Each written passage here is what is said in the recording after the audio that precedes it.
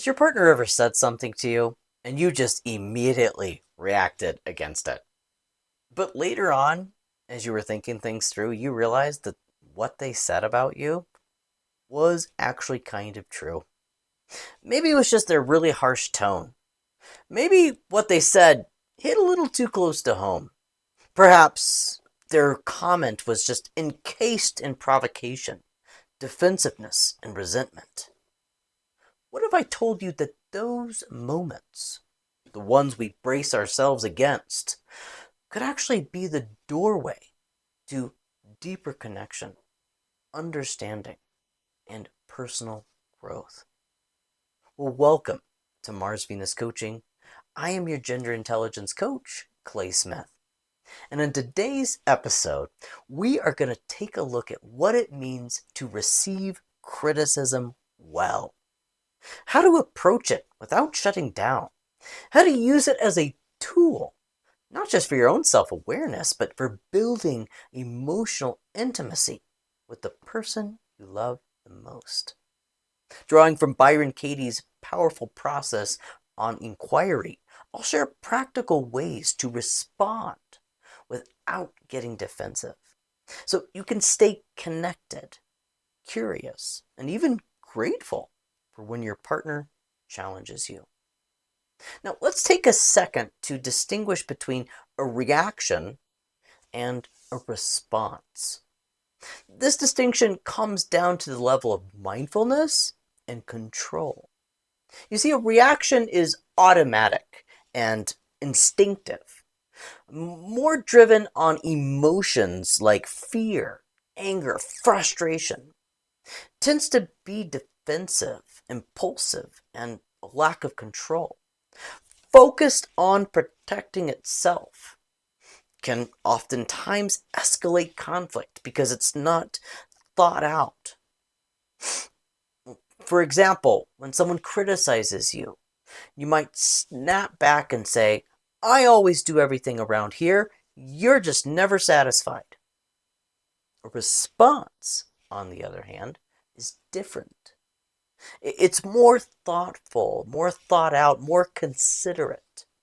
Involves taking a pause before reacting to better assess the situation and one's own emotions.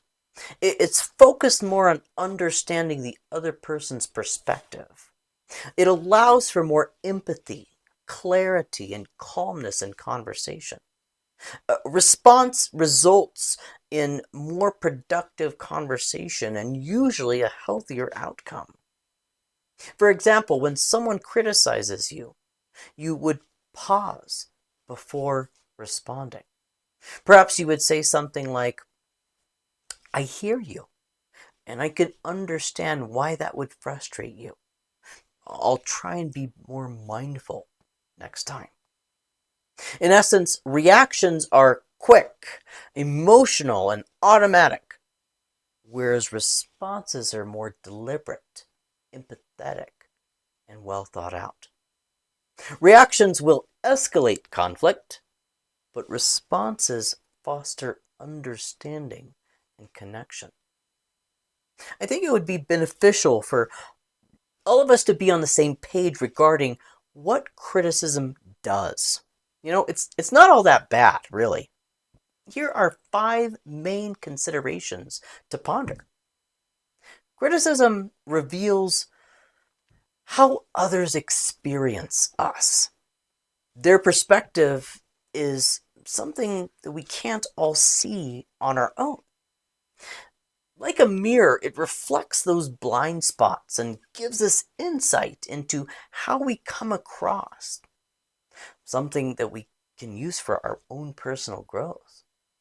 When someone criticizes you, go inward and ask yourself, could they be right? Criticism signals engagement. When someone doesn't care, they won't take the time to give you feedback. When someone is offering criticism, especially those that are close to you, it usually means that they're invested in the relationship and want to see improvement. Not just for their own sake, but for yours as well. Criticism creates connection when received well. When we respond to criticism with humility and curiosity instead of defensiveness, it opens the doorway for emotional connection. It says, I care more about us than about being right.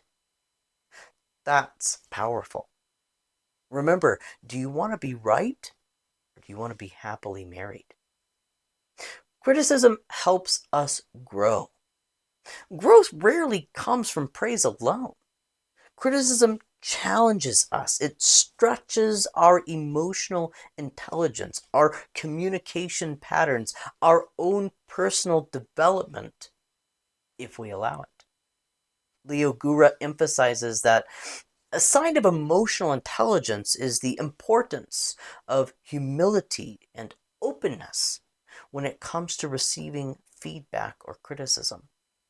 He highlights that honest growth involves recognizing our own limitations and being receptive to others' perspectives of us.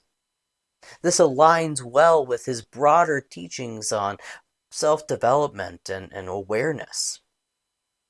Criticism can be a sign of trust.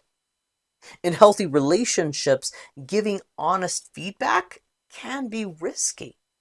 It means the other person is trusting you enough to be vulnerable with you, even at the risk of conflict. That's a gift in itself. Katie also has a deeper transformative take on criticism. She also sees it as a gift.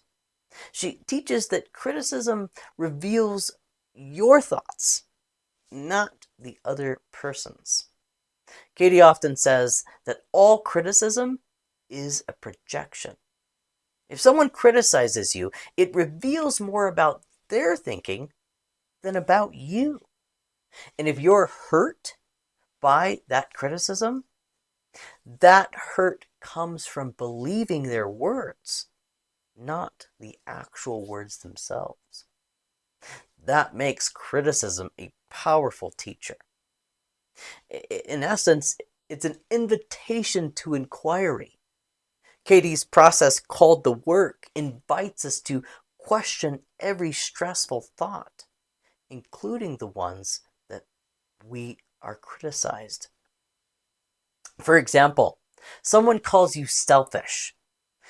Go inward and ask yourself, is that true?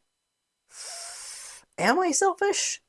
In what ways have I been selfish? Remember, there's nothing to defend.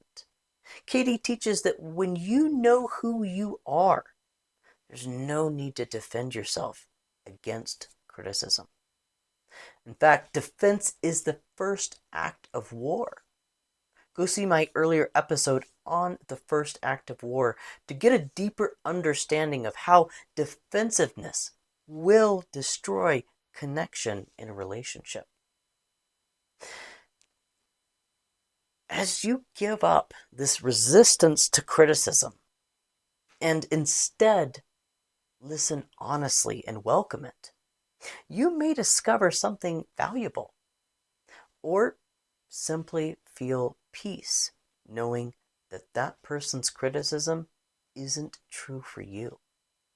You see, it only takes one person to have a healthy relationship, and that's the person watching this episode today. Tag, you're it. Criticism is a teacher in disguise. Katie says that people are your teachers, and the biggest teachers are those who challenge you the most. So when someone criticizes you, instead of resisting it or just absorbing it, meet it with curiosity. That's the gift.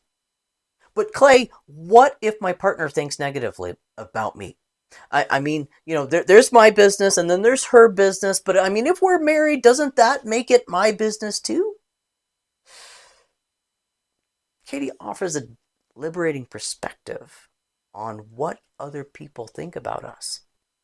She often says, what other people think about me is really none of my business. Here's what she means by that. You can't control other people's minds. Trying to manage how others see you is exhausting and not productive. People are going to think what they think based off of their own beliefs, their experiences, their projections, not who you actually are. Their opinion reflects more about them than you. If they see you as rude or selfish or amazing, it tells you more about their lens rather than about your truth. Katie encourages us to notice when we try and manipulate other people's opinions in order to feel safe or validated.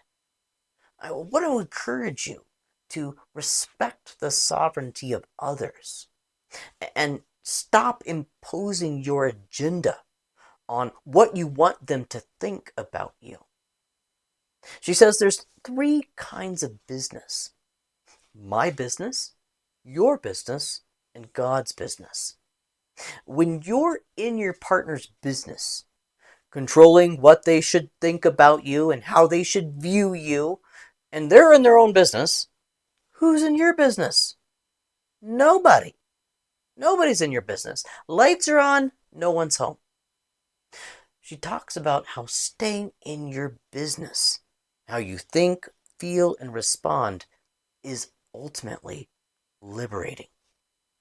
Now, once we stop trying to control or react to other people's opinions, that's checkmate. You're free. You can live with authenticity, peace, and clarity, regardless of external validation or criticism. Think of the freedom you would get from just living your life without trying to edit yourself for someone else's opinion. Oftentimes, when you stop resisting their criticism or advice, the one giving it will stop persisting. There's a fundamental truth that says what you resist will persist. This is what Katie offers, a life where you can welcome the judgment of others with love and live from the inside out. I encourage you to check out Katie's book entitled A Mind at Home with Itself for a more in-depth understanding of her philosophy. Now, in considering your partner's criticism, reflect inward and ask yourself if you can find it. Could they be right? And if you can find it, and there's an element of truth in their criticism, stop resisting their feedback. Remember, what you resist will persist. Defending yourself, explaining what happened, why you weren't the thing they criticized you about, only leads to a heated argument. Does anything productive come from having an argument or fight with someone that you love? Instead, respond with some of these non-defensive phrases. Phrases like, "Isn't that interesting? Thank you for your feedback. You know, I can find it. Thank you. What do you recommend? I'm open to suggestions." Or, my favorite, "You could be right."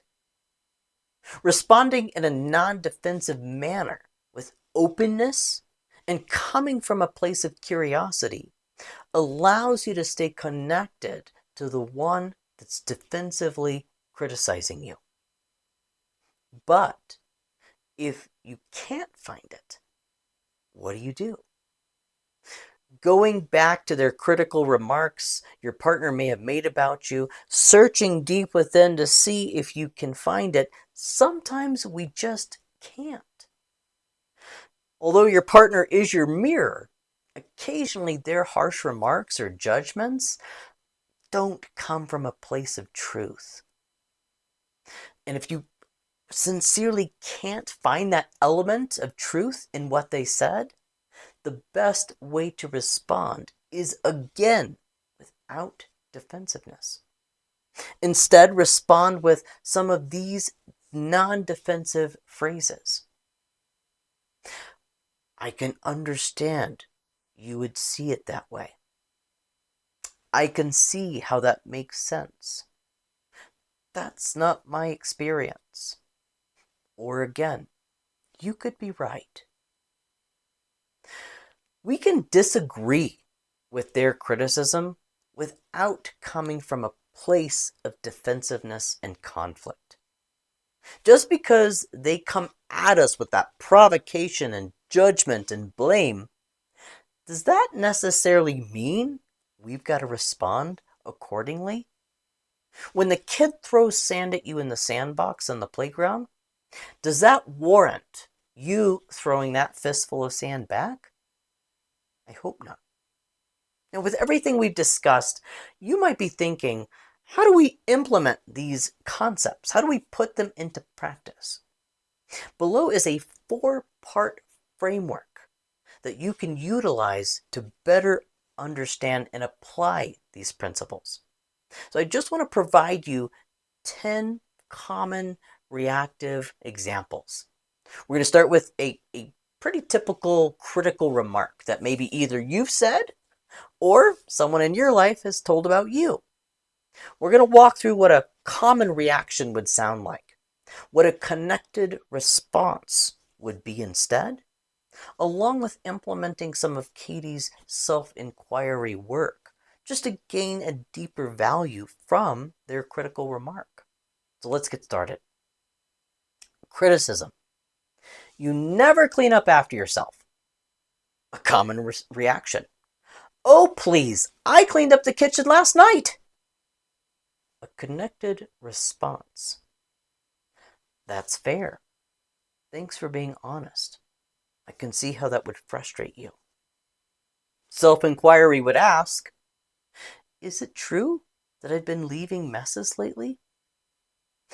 Where have I not been mindful? Criticism. You're always on your phone. A defensive common reaction might be, I am not. I was just checking something important. A connected response. I hear you, and I don't want you to feel ignored. Self-inquiry would ask, is it true that I've been distracted lately? What's been pulling my attention away? Criticism. You spend money without asking me first. A common reaction. It's my money too. I don't have to ask for permission for everything I buy. A connected response. You're right. That probably caught you off guard. Self-inquiry would ask, am I making financial decisions without considering the impact it has on both of us?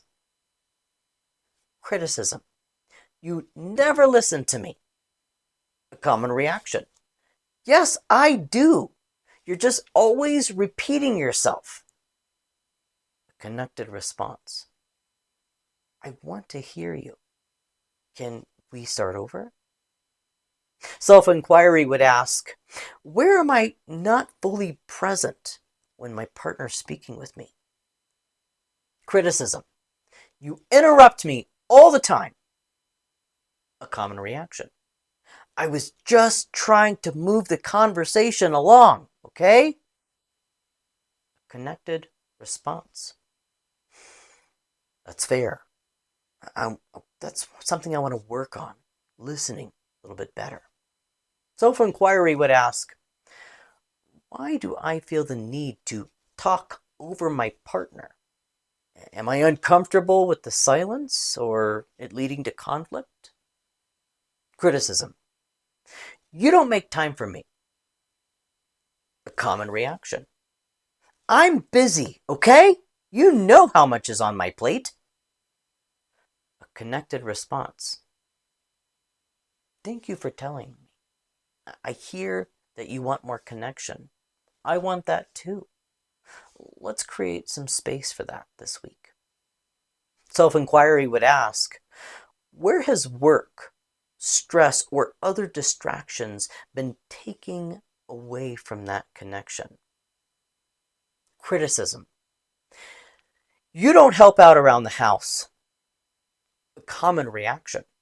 I do plenty. You just don't notice what I do. A connected response. I can see how it might feel uneven, and I'll try and work on being more proactive and helping out around home. Self-inquiry would ask, what's stopping me from fully showing up as a team player at home? Criticism. You don't open up to me. A common reaction. Well, maybe if you would make it okay and not yell at me all the time, I'd open up more. A connected response. That's hard to hear, but I appreciate you wanting to feel close. Self-inquiry would ask, am I withholding emotionally? What am I afraid might happen if I started sharing? Criticism. You always make everything about you. A common reaction. Well, you know what? You make it sound like I'm always the problem. A connected response.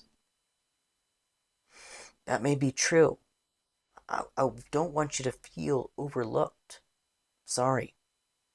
Self-inquiry would ask, where am I centering myself in the conversation instead of including my partner more? Criticism. You're being so selfish. A common reaction. Well, you know what? You're not exactly a saint either, you know. A connected response. Thanks for being direct. I want to understand your feelings. Self-inquiry would ask, where might I be prioritizing my own needs without realizing the impact it's having on my partner? Throughout these experiences of receiving criticism or feedback from the ones that matter most to us, what's imperative is that we read the room. Interpreting their request, even though it's encased with that harsh tone or critical remark, this will lead us to getting to the root of the issue. Once we're able to read in between the lines and then ask them if that is in fact what they're needing, then it's our priority to do our best to meet that need for them. Now, later throughout the week, when the feelings have died down and the defensiveness is starting to melt, we can approach our partner and ask them to communicate their wants and needs to us without all of the name calling or judgments or the critical remarks. Changing the way that they're saying it or phrasing those needs without the defensiveness. This is where healthy boundaries come into play.